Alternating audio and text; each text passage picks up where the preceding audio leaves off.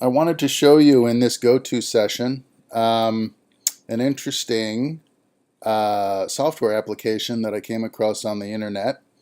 And I think that it might have some value to some of you out there. So I want to show you really quickly what it is and introduce you to this new tool. It's called Virtual Lighting Studio, and it's by this company, ZVORK.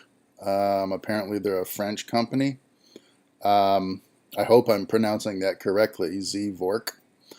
I'm not sure what that stands for, but they have a number of different products, and this one I thought was pretty interesting. As you can see here, there's a virtual image of an adult male. He has a shaved head, and this is one of our virtual subjects that we can practice our lighting on. And what I did is I just put together a quick 3-point lighting experiment to see basically how the application works and whether or not it had any sort of realistic rendering that was going to be of any value to you. And I think that it's actually pretty cool. So let's check this out. So we have virtual bald man. We have virtual man with hair. And I don't know if you can see. There we go. Virtual man has hair. We have virtual woman with hair. And I'm not sure if we can change the length of that or not. I think that is a fixed feature. We also have virtual man of color. And this is great because, you know, it's not all about lighting white people all the time. I mean, we have people of various skin reflectivities. We have filmmaking in all different kinds of countries all over the world. We also have a number of very excellent actors, people of color in Hollywood, and their lighting is a little bit different than virtual lady or virtual man, virtual white man and virtual white lady. I wish they had virtual lady of color, but they don't. Maybe that's something they'll add in the future. But for now, at least, we do have representation of people with color, so we can practice and see what our lighting values do to a person whose skin complexion is not as reflective as someone else's. And so that's a great tool. What I want to see if I can do now is reset this. Maybe if I just refresh the page, it'll clear out my work, and I can show you step by step what I did just to put some basic 3-point lighting on our virtual subject. Hopefully I can do it this way. It looks like you can also store your work in here as well. So okay, so here's the top page. When you go to the website, and it's up here, www.zvork, that's ZVORK.fr/VLS for Virtual Lighting Studio, and another backslash. That'll get you directly to this page. You can see that there's a couple of ad banners here. Oops, didn't want to do that. What you can do is you can cancel these out, I think. It'll give you an opportunity to X out of those if you find them distracting. So I'm waiting for this to load. So while we wait here, this is a really great tool if you want to experiment with lighting without pulling out a bunch of gear. If you don't have a place to really effectively perform your lighting, but you want to practice, this is a great tool for that. It's also a great tool for you to try, trial and error. Like, what does a 3-point lighting setup look like? And if I want to manipulate it and change it around, what happens if I move my key light? What happens if I move my edge light, or turn my edge light off, or turn my fill light off? And you can do all of that in virtual space and, not tear up your living room or drag out a bunch of gear, like I said, and make a big mess if let's say you're on the road and you're in your hotel room and you got nothing to do and you don't really want to watch TV, well, you could do this without having any of your lighting gear with you. So I think it's really interesting. I think it does have some validity. And let's just see what we can do here. So I'm going to press the start bar. And here we go. So it puts us in the studio with an initial lighting setup. Okay, it pancaked this guy. If I click on this, this is our lighting diagram from the overhead position. And you can see that it put light 1 right here, smack dab in front of our, let's call him our actor. Okay. If we want to go back to the image from our lighting diagram, we just click on it like so. Okay. We've already done this part, so we won't really use those anymore unless we want to change the skin tone or add hair. So I like to do the bald guy because he's a lot like the PDF I have you folks read, Remember the Egg, about 3-point lighting on a spherical or three-dimensional smooth surface, and what lighting does in terms of wrapping around the facial features of your subject. So here's our egg in human form. What we can do now is, I got to scroll down because my page break is cutting off our tool here. Here is the first light that was set for us automatically. Now what we can do is we can change some of the attributes here and watch what happens in virtual space. Like if I want to make this light darker, for instance, if I want to dim it down, let's say, I hit this minus button here and it starts showing me incrementally what happens when I dim the light. And in this box right here, you'll see that it turned green and there's some numbered values showing. These are EV values, meaning exposure values, and a -3 means a -3 stops from what the light output was initially. Okay, now you're going to ask, well, how do I know what the lighting output was? Well, there's a way to find out. You can go up here into the ambient button, and if you click on manual, it will show you the exposure settings. Now, ambient means like outside, so this is what it would look like if your virtual man was standing outside with normal sunlight exposure on him. What we can do is, here's our shutter speed right here. Now, these are kind of really photographic settings, but we know that a film camera shoots at a shutter speed of 1/48th of a second. Now, this isn't going to have 1/48th, but it will have, oops, sorry, I got to go to overexposure. It will have 1/60th, and that's pretty close. So we can select 1/60th of a second, and then f8 is probably too beefy of an f-stop for cinema use, so I'm going to take it down to, let's say, say 4.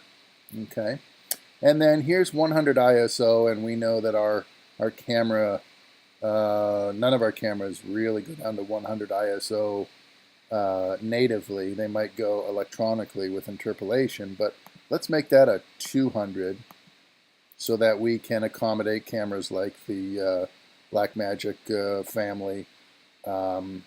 We can accommodate DSLRs here. Now the Sony FS5 has a base ISO. I believe your lowest ISO is 1000 or 500, so this is pretty close. Okay, so let's go back to, now that we've done that, let's go back to turn off ambient. Okay, now, so this is a virtual studio behind our talent, okay? And so everything that's happening behind him is essentially what we call black limbo, meaning there's no set back there. It's going to be black space behind this guy no matter what. So, so let's do this. Let's now go back to our light number 1. And what I want to do is I want to scroll up so I can see, I've got about, let's see what we got here, 8 tools plus a solo button. If you're in ambient mode and you want to turn the ambient light off, you just hit solo and it'll go back and give you like a studio look right here instead of going to the top pull down menus. But all I'm really concerned about are these buttons here and then these windows here. This is a histogram, and you can see kind of there's a little bit of a wave going on there right now. We can add gel to this situation, color gel or correction gel, which is kind of nice. This is this looks like a save spot or a none spot to turn off a color that we have dialed in. Okay, And this will, like I said, lighten and darken our light source. And then these arrows here are direction arrows. This is how you move your light around in virtual space. So I want to go about there. Check my page break. Maybe I could even make this a little smaller. Oops, a little smaller, I see. It's not cooperating. There we go. And if I move this down so it's, well, I didn't want it to be confusing. Okay, so let's go now to our lighting diagram. And I'm just going to scroll up a little. Okay, now, if I want to move this around, let's say I want to put it in the standard Rembrandt position. What you've learned so far with your readings and with the class discussions and the demonstrations is standard Rembrandt lighting takes your key light and it puts it 45 degrees off axis to the camera lens in either the left or right direction. Now I'm left-handed, so I prefer putting it on the left-hand side to start with if I have my choice.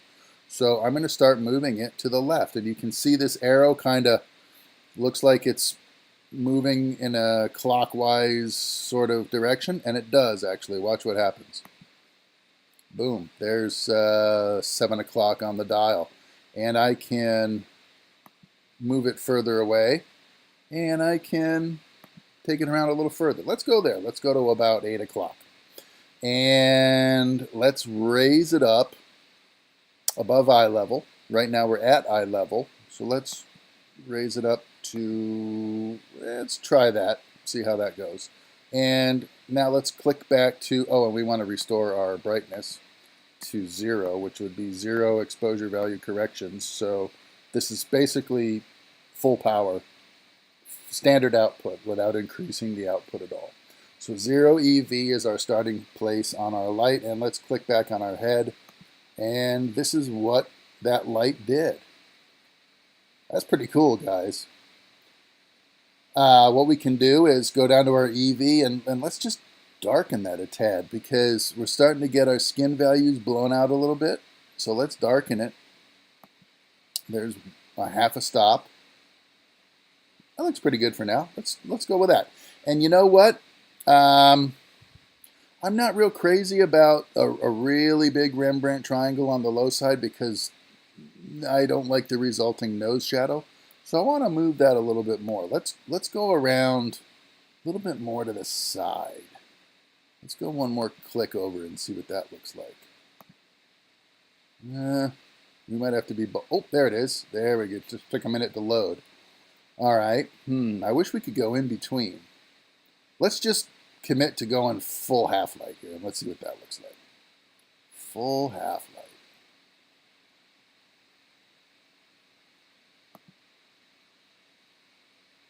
Oh yeah, that's interesting. Now what I think we can do is, since this is looking a little bit like raccoon eyes right now, which is cool for some stuff, but I'm just trying to get a standard 3-point look right now, I think what we'll do is lower the light a click. See if we can get that into his eye. There we go. All right, let's go with this as our key light on our man. It's kind of rugged and masculine. And then let's put an edge light over here. What do you think? Let's do that. Let's put some separation on our guy over here to see where his other ear is and where his other shoulder is. So let's click on light number 2, and baff! Look at that. It put light number 2 right back at the beginning. Check it out. Here's light number 2. So we got to move it. So let's move it around. And here's our, check it out, it gives you a whole new set of controls for light number 2, right? Which I love it. It's very cool. So we're going to move it around to an edge light position, which would be pretty much opposite the key light. Back here somewhere. And let's push it away from the subject. Whoops, the other way. Let's put it way out. Well, I guess that's about as far out as it's going to go. Strange. Should go further, but okay. Let's take a look at that. Oh yeah, look at that. There's a nice thin liner right here. Just a little bit of a cheeker. And I don't know if you like it that bright or not. Let's darken it a little. Let's take a stop out of it. That's kind of nice right there. That's a very subtle liner edge light right there. I call it a cheeker because I'm just trying to get it right here basically, and a little bit down here. This is a bonus because he's got no hair. If he had hair, it would be less, in fact, here, I'll show you, it would be less pronounced. Boom, there he is with hair. So the cheeker is still here, but the hair sort of drank up the exposure. If he was blonde, there might be a little remnant of the edge light here, but mostly the hair kind of nicks it away. That's why I call it a cheeker, because it's really kind of affecting down here and on the neck. But let's go back to no hair, because we can get the full effect of what that light does. That's pretty cool. All right, so now, I mean, if we were doing a action drama and it was a night exterior scene or a night interior scene, we might be done with our lighting and our look right here, because this is kind of, I don't know, maybe spooky, maybe sinister, maybe suspensey feeling lighting, but I want to show you a 3-point setup, so I'm going to add a third light, and baff, again, there it is, right in the front, in the eye line, and we got to move it. So let's move our fill light. Again, I got a full set of controls. Let's move our fill light to a fill position, which would be opposite the key light, about the same, 45 degrees or so. And let's go around with it, say to about there. And let's go up with it, say to about there. And let's have a look at it. And okay, that's still a problem because it's too bright. So let's take our fill level down a lot. There's -1 stop from the key. Actually, it's only half stop. There's -1 stop from the key. There's a 1.5 stops from the key. There's 2 stops from the key. And I like my fill light to be really subtle. So let's keep going. Let's go 2.5. There's 3 stops right there. That's kind of nice. I kind of like that. So now, the only thing that we're lacking, here's his laugh line. That's coming out because of the fill light. Let's see what we can do. Let's see if we can put an eye light in his eye right there, a little twinkle. So let's add a 4th light, and we're going to put it right next to what would be the lens, essentially.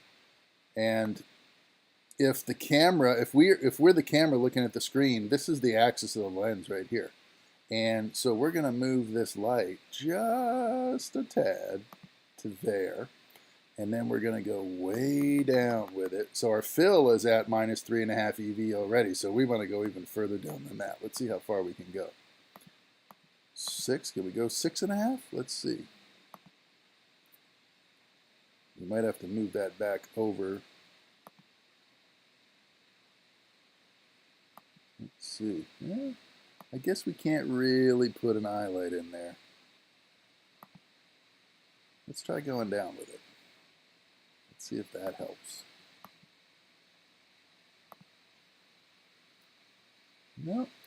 This is where I think the virtual software is gonna let us down a little, because you can see my light coming on and getting brighter as I click on here. And if that light was truly where it was in virtual space, he would have a nice glistening eye light right smack dab in the middle of his corneas, and I don't see it. So I guess the eye light isn't really going to happen, although it looks like there's a little something there, and I don't know if that's part of the virtual model, is a built-in eye light, or if that happened from our key. Let's see. I can turn off the key light. Yeah, see, that eye light is still there, and that doesn't make any sense. So that's part of the template. Okay, so we can't really do an eye light, but that's okay. We know what it is, and we know how to do it. So that's pretty cool. If I want to dig into that eye socket a little, you could do that, and it lights up under here a little bit, and it's digging in a little bit over here, which is kind of nice. So that's actually a 4-point lighting setup. If I turn number 4 off, you can see how the eye sockets and the Adam's apple go dark right here and right here. Check it out. So the eye light is actually doing what an eye light would do. It's just not showing up on the template. So cool. All right. So that's 4-point lighting on a white male with no hair. Let's see. Now here's an interesting question. Can our lighting setup do anything useful to our person of color. Let's see. We'll see what we like about it and what we might have to change to accommodate a darker skin.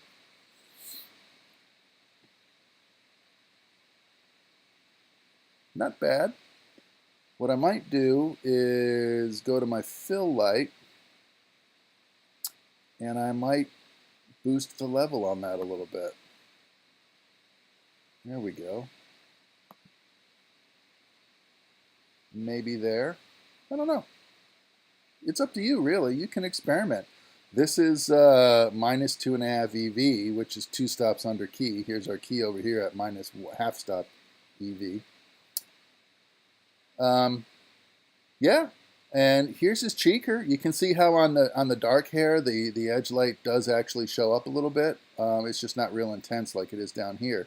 Now, if we wanted to see what a crispier, brighter edge light looks like, we can brighten it up. There's 0 EV. That's our starting position on the backlight. That's actually kind of nice on him. Darker people can handle a brighter cheeker, and it sparkles the hair a little bit on top, which is kind of nice. If we want to, we can add another one over here for this guy. Let's add light number 5. Baff! Okay. And let's move it around to a backlight position. 2, 3, 4, 5, 6. Let's move it away from the camera a little bit. And I think that's as far as it'll go. And then our other backlight is at 0 EV. This is at 0 EV. So let's see what that did to our person of color. Oh yeah. Now he's got a double liner, double cheeker. He's got a nice key light here, and his fill light is at a good level there for a person of color. I think he looks pretty good. So what did we do to a person of color? We increased the value or brightness of the first edge light, and we added a second complementary edge light on the other side at the same light value, 0 EV. And I think he looks pretty good.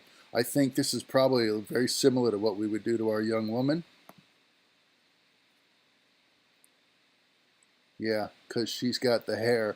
What I might do is lower her key light because of this dark eye socket right here. So let's go to the key light, which is light number 1. And let's lower it.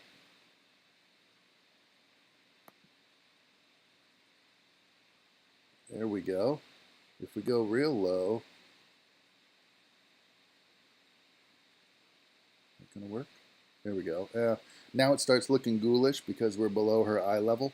So let's go back to eye level, and let's you know, cut our losses with this hair. What we can do is lower the value on the edge lights on her. There's 1.5.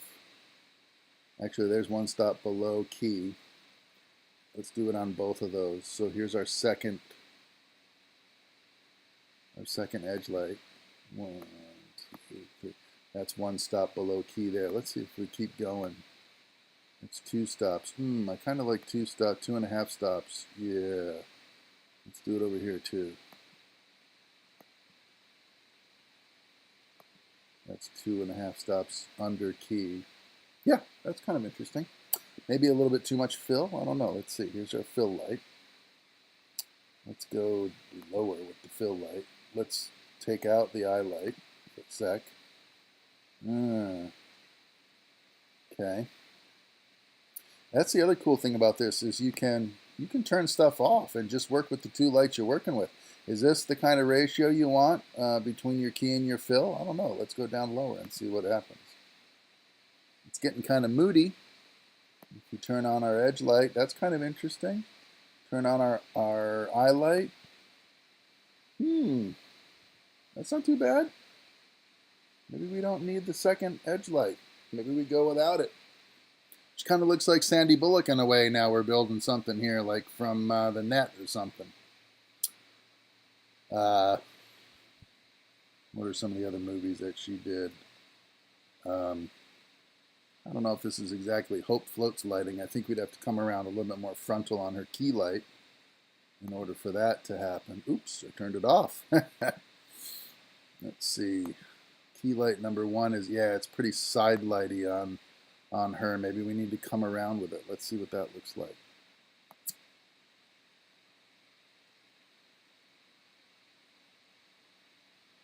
There it comes, and we can darken it. Yeah, it's starting to do stuff. Let's keep coming around, see what happens. Let's see if we can reach for that low cheek. What I want to do is see if I can fill in this eye pit right here. Oh boy, that's a bit of a problem. Well, let's see. Let's come around a little bit more. Let's pancake her and see what happens. Nah, not so much. Let's turn off the fill light for a minute. And we'll turn off the eye light. And let's try going back a little bit. Yeah, it's a little rough. You don't necessarily want to do that to a young woman. So we're going to keep it there and boost the intensity back up a little. Let's turn on the eye light first. Yeah, it's not enough. Let's turn on the fill light. Yeah, I think that's how we got to do Sandy Bullock in this particular movie because, you know, it's just a virtual tool, so it's not going to have every possibility that's out there. That's why I don't place a lot of faith in these as a working model, but it is fun to play with, and you can do a little bit of experimenting. It's it's good for a little bit of entertainment and some basic awareness of what your lighting's going to do. So anyway, that's it. That's Virtual Lighting Studio by ZVORK, and I'm Mike, your professor. I hope you lighting folks out there appreciated this demo. This is something new for you to play around with in between lighting assignments and so forth. Some of you camera folks out there might like it too. If you're not really heavily studying lighting, but you want to know a little bit about what lighting's doing while you study your camera functions and features, this might be a really good tool for you folks. I'm going to put it up on my YouTube page so you can check out this tutorial, and I'll put the link to the actual website in there as well. All right, hope you enjoyed it. Have a good evening. I'll talk to you soon.